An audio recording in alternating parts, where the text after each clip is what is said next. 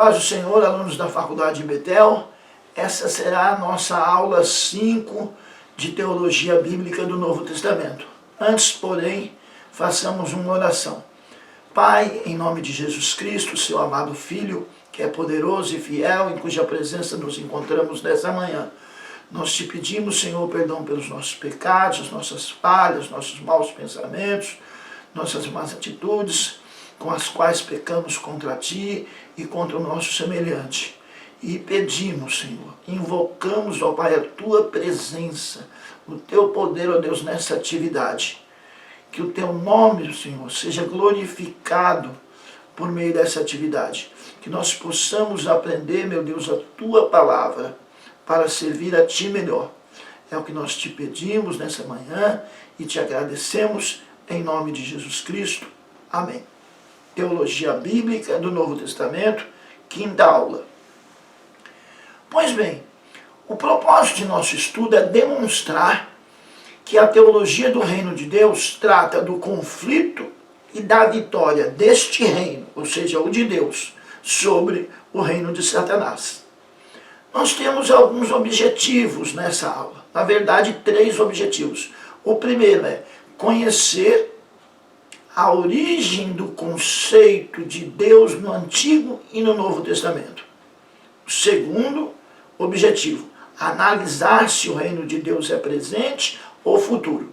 O terceiro objetivo é compreender o ensino de Jesus, compreender o ensino de Jesus Cristo sobre o reino de Deus. Pois bem, o reino de Deus. As interpretações acerca do reino de Deus assumem uma variedade de formas. Não é uniforme. Há uma variedade de formas de interpretações acerca do reino de Deus. Desde Santo Agostinho até os reformadores, o ponto dominante foi que a igreja era o reino de Deus. Então veja bem, começa em Santo Agostinho. A ideia de que a igreja é o reino de Deus, vai até os reformadores. Hoje, esse ponto de vista ele já não é muito aceito, nem mesmo entre os teólogos católicos, embora alguns teólogos católicos ainda continuem achando que a igreja é o reino de Deus, mas já não é tão aceito quanto era outrora. Pois bem, a antiga perspectiva liberal é representada pela obra de Harnack, onde o reino de Deus é interpretado como a pura religião profética ensinada por Jesus. Em 1892, Yohanan Weiss publicou um livreto intitulado A Pregação de Jesus acerca do reino de Deus, onde ele argumentou que o reino de Deus era totalmente futurista e escatológico. Então vejamos bem, para Weiss, o reino de Deus é totalmente futurista e escatológico. Albert Schweitzer partiu do ponto de vista de Weiss, ou seja, do ponto de vista que o reino de Deus é totalmente futurista e escatológico, e interpretou a carreira de Jesus, o ministério de Jesus, a partir da escatologia do reino que se inauguraria no futuro imediato, uma interpretação que ele intitulou de escatologia consistente. Na Inglaterra, o reino de Deus foi interpretado como escatologia realizada por um teólogo conhecido como C.H. Dodd. Ele interpretou o reino de Deus como escatologia realizada. Ele não descartou a escatologia futurista totalmente, mas apresentou o reino como a chegada de Jesus Cristo, o totalmente outro, segundo C.H. Dodd. Kummel, por sua vez, entendia o significado primordial do reino de Deus como o status, ou seja, a nova era. Mas nós não devemos confundir com o movimento nova era. Tá? Ele encara o reino de Deus como status, como uma nova era. Kummel. Já o teólogo J. Jeremias entendeu uma posição distinta de Dode. Ele vai em sentido contrário ao que C.H. Dode foi. Em lugar da escatologia realizada, J. Jeremias defendeu uma escatologia em processo. Então fica claro aí que não há um pensamento uniforme entre os teólogos acerca do reino de Deus no Antigo Testamento. Pois bem, vejamos a origem do reino de Deus no Antigo Testamento. O reino de Deus no Antigo Testamento é o domínio soberano de Deus. Confirmemos isso. Leiamos Salmo, capítulo 22, versículo 28, para confirmarmos que o reino de Deus é o domínio soberano dele. Salmo 22, versículo 28. Hoje nós teremos um apoio que lerá para nós os versículos, para que nós possamos agilizar. Salmo 22, versículo 28. Salmos 22, versículo 28. Porque o reino é do Senhor, e ele domina entre as nações. Então vai ficar claro o reino de Deus como domínio soberano de Deus. Estamos falando da origem do reino de Deus no Antigo Testamento. O estabelecimento do reino de Deus no Antigo Testamento, ele é em âmbito nacional, no caso de Israel, e em âmbito universal também. Então vejamos o reino de Deus em âmbito nacional. Leiamos para isso Êxodo, capítulo 19, versículos 5 e 6.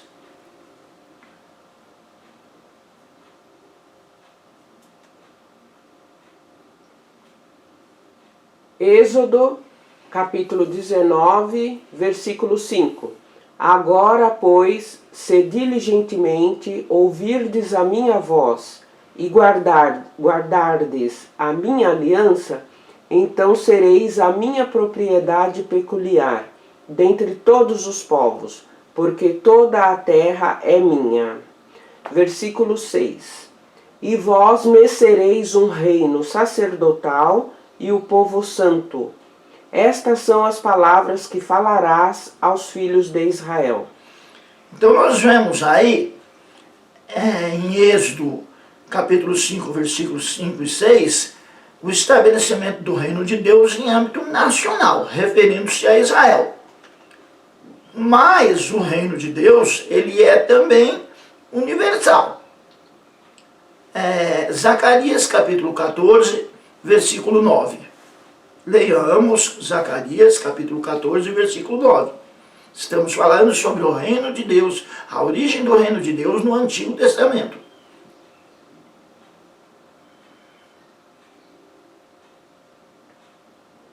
Zacarias, capítulo 14, versículo 9. E o Senhor será rei sobre toda a terra. Naquele dia, um será o Senhor e um será o seu nome.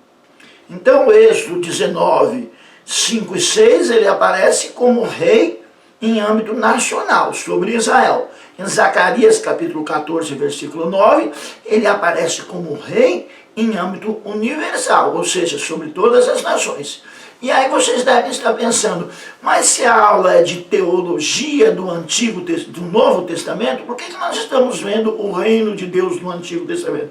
Para fundamentar, para nós sabermos que o reino de Deus ele está presente na Bíblia desde o Antigo Testamento. Daqui a pouco nós vamos centralizar, nós vamos enfocar o reino de Deus no Novo Testamento. Antes, porém, precisamos mostrar que ele também é presente no Antigo Testamento. Pois bem, o domínio de Deus é apresentado desde a criação até a redenção e a instituição de uma aliança entre Deus e o povo de Israel. Então vejamos o domínio de Deus apresentado na criação. Leiamos Gênesis, capítulo 1, versículos 27 e 28.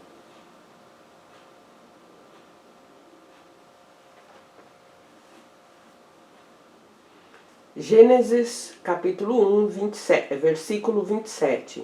E criou Deus o homem à sua imagem. À imagem de Deus o criou. Homem e mulher os criou. Versículo 28. E Deus os abençoou. E Deus lhes disse: frutificai e multiplicai-vos, e enchei a terra e sujeitai-a, e dominai sobre os peixes do mar, e sobre as aves dos céus, e sobre todo o animal que se move sobre a terra.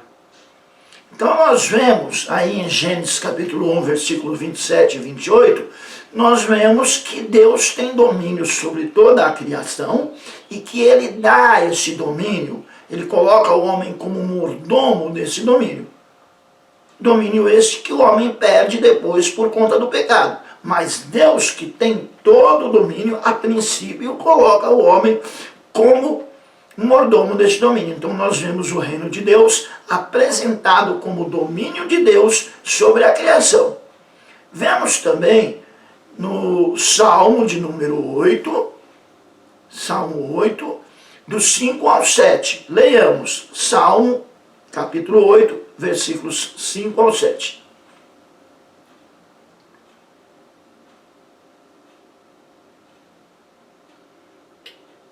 Salmos 8, versículo 5.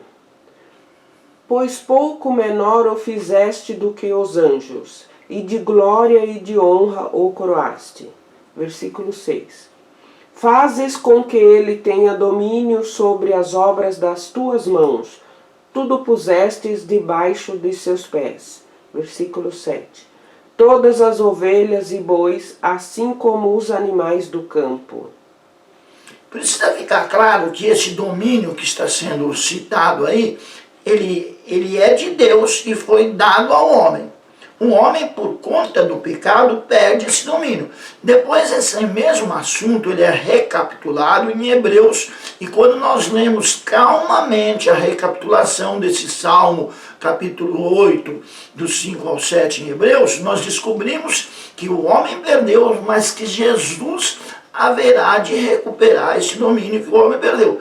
Então, Hebreus capítulo 8, Salmo capítulo 8, versículos 5 ao 7, tem que ser estudado depois à luz da mesma passagem em Hebreus. Nós não vamos fazer isso agora por uma questão de tempo, mas vocês devem procurar a referência em Hebreus e fazer esse paralelo dessa passagem no livro de Salmos com a conclusão dela, que mostra que Jesus haverá de recuperar o domínio que o homem perdeu por causa do pecado.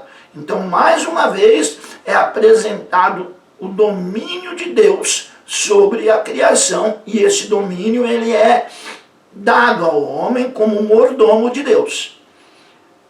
Através da redenção do povo de Israel no Egito, e a instituição da aliança, também é visto o domínio de Deus. Nós vamos recapitular um versículo que nós já lemos, mas agora nós veremos por um outro lado. Êxodo, capítulo 19, leiamos Êxodo, capítulo 19, versículos 5 e 6. Êxodo 19, versículo 5.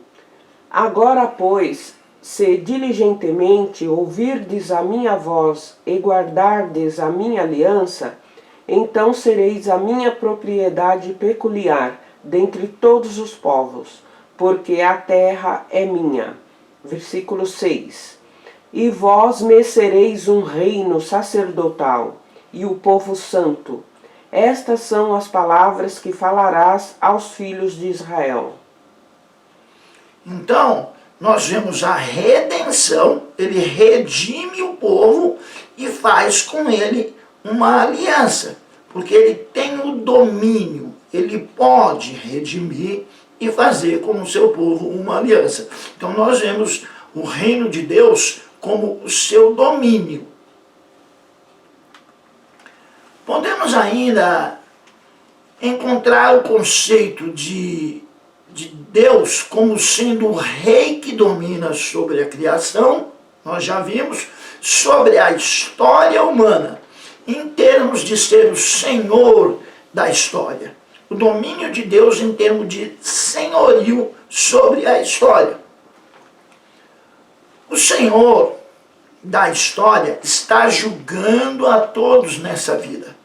Ele está, como Senhor da história, percebendo, examinando, olhando e julgando a todos nessa vida. E todos haverão de dar conta a Ele no futuro. Ele é o Senhor da história e vai julgar. Ele está examinando para julgar. E também tem poder de intervir na história.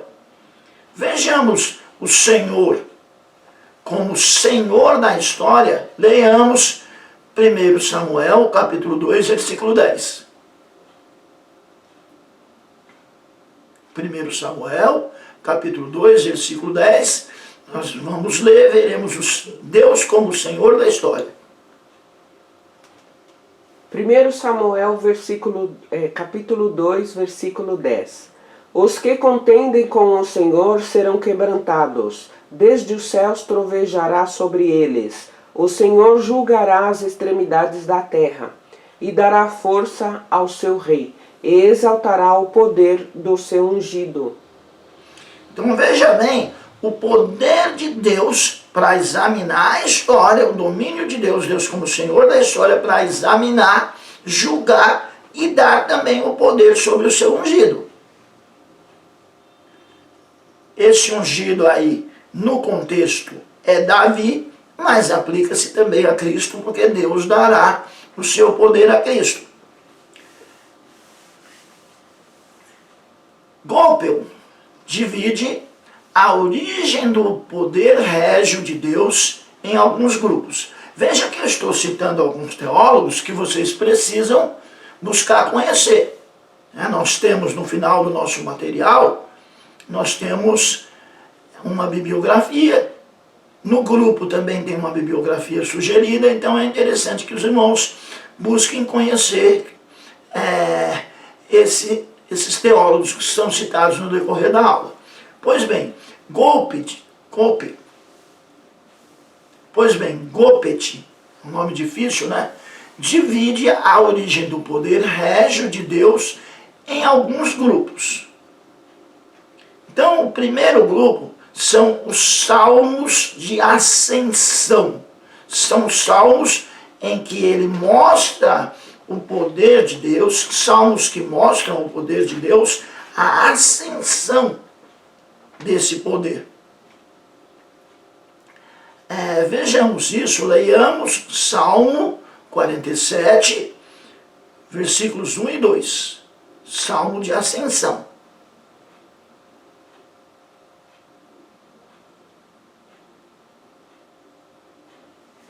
Salmos 47, versículo 1. Salmo para o músico mor entre os filhos de Coré. Batei palmas, todos os povos, aclamai a Deus com voz de triunfo. Versículo 2. Porque o Senhor Altíssimo é tremendo, e Rei grande sobre toda a terra. Olha a ascensão, ele é Rei grande sobre toda a terra. E para quem acha que não pode bater palma, tá aí, olha, diz que é para aplaudir a Deus. Para quem acha que não pode bater palma, para quem acha que não pode falar alto na igreja, né? Dá uma pensada aí se você realmente tem razão quando você acha que não se deve bater palma e glorificar a Deus alto.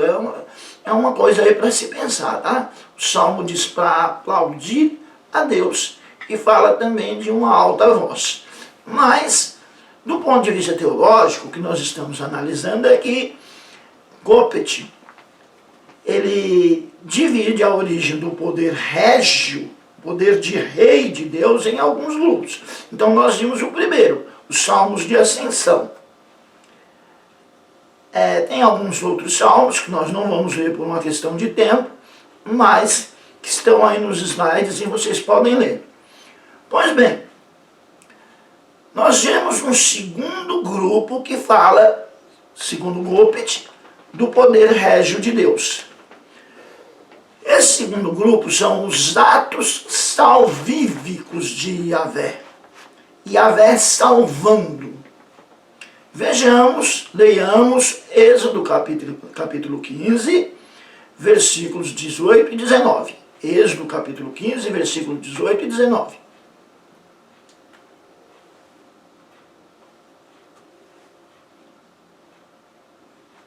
Êxodo capítulo 15, versículo 18.